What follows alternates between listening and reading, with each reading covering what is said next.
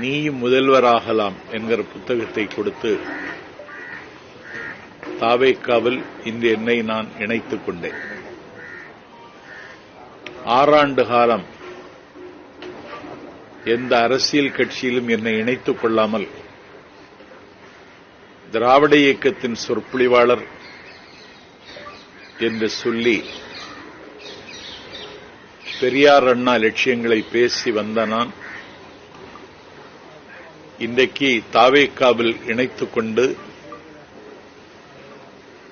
நாடு முழுக்க தாவேக்காவினுடைய ஒரு பிரச்சாரகனாக பவனி வர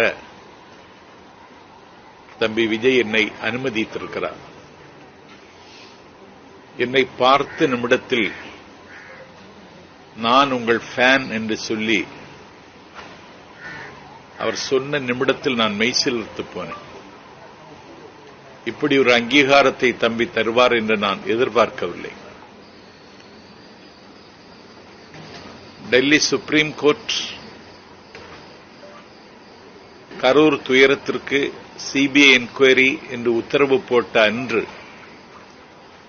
குமுதம் இணையதளத்திற்கு அலைபேசி வாயிலாக இது தாவேக்காவிற்கு கிடைத்த வெற்றி, கையெறு நிலையில் கைவிடப்பட்டு கை பிசைந்து கண்ணீரோடும் கவலையோடும் இருக்கின்ற தாவேக்கா அடுத்த அடியை எப்படி எடுத்து வைப்பது என்று யோசித்துக் கொண்டிருக்கிற நிலையில் உச்சநீதிமன்றம் தாவேக்காவுக்கு ஒரு புதிய வாசலை திறந்து வைத்திருக்கிறது என்று நான் தமிழுக்கு சொன்னேன்.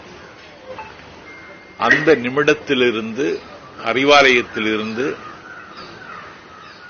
எனக்கு காது கொடுத்து கேட்க முடியாத அளவிற்கு வசை சொற்களால் என்னை வசை மாறி பொழிந்தார்கள்.